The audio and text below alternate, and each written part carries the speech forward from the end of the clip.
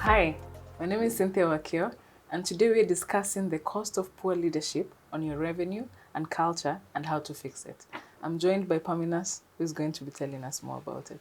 Sure, happy to be here. All right, straight to it. The cost of leadership to, not only to your revenue, but to your culture. Let's Yeah, talk about that. yeah, good question, Cynthia. So I will discuss with you the 5 effects when either leadership is weak or it's ineffective or even bad or toxic leadership. Yeah. Yeah. So number one is you'll have disengaged employees. So people will be clocking in, they'll be doing the bare minimum, they'll just be there to earn a paycheck. Why? Because they're not motivated, they're not inspired, they're not looking forward to the next day. Yeah. So that's one of the effects of bad leadership. The second one is higher staff turnover, especially when it comes to your high performing employees. Because the high performing employees, they are crystal clear on the expectations. They know what they are looking. Yeah. So they're not going to work in a chaotic environment. So it goes without saying, if you start noticing that there's a very high turnover and it's your best performing employee, then there's a question when it comes to leadership. And then that point is obviously failure of the business to meet goals, to meet targets. Why? If the employees are doing the bare minimum, and if you're losing your best performing employees, then as an organization you cannot succeed, Cynthia. It goes without saying, because you don't have the people to drive performance. Yes. Then if they are not performing, then how can the company be competitive? Yeah.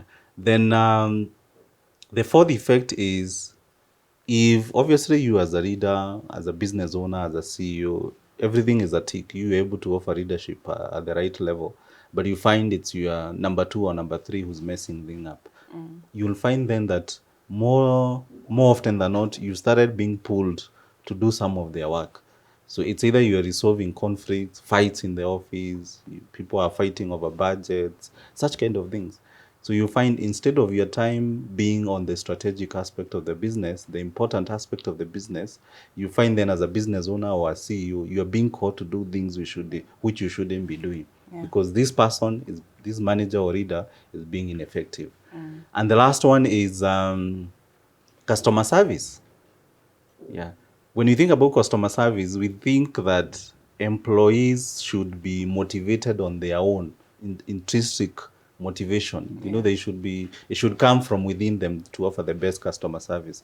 But the fact is, if you're also not treating someone well at the office, if you're not able to, if they're not feeling happy with the work, if they're not feeling happy with the organization, that will translate into the level of customer service that they'll offer. And that is where you find if there's bad leadership, also the standards for customer service, they go down. Yeah. So in a nutshell, those are the 5 things to look out for.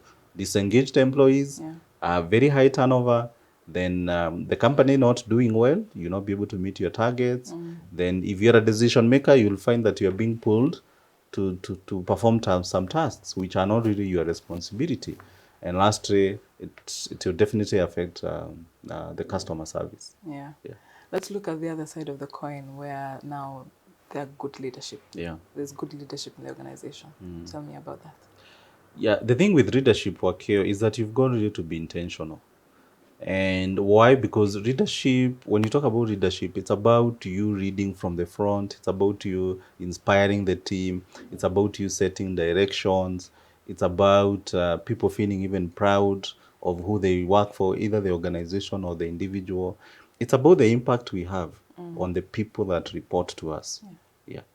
So with that in mind, then if people are feeling inspired, they're able to give their best. If people are feeling motivated, they're able to work as part of a team. And obviously it will translate to the company performance. Yeah. Yeah. So leadership, it's something, anyone in a decision making position, whether you're a supervisor, whether you're the business owner, whether you're a CEO, manager, leadership is something that we have to practice. Yeah. Yeah. And as corporate staffing, is there a way we can come in and help with this? Yes, we do empower organizations, and empowerment comes in terms of training and coaching. So I am a trainer, I'm a certified leadership trainer. So now and then institutions come to us and we do empower them on the key leadership skills. So whether it's communication, how do you give feedback to the employees, whether we are talking about performance management, whether we are talking about team dynamics and culture, whether we are talking about emotional intelligence, whether we are talking about delegation, how do you master delegations? Yeah. All these are core competencies that a manager or anyone in decision making, they need to master. And that's where the training comes in. Yeah. All right. Thank you so much for that. Thank you too. Thank you so much for watching this video. For more information on our leadership training, please click on the link below. See you next time.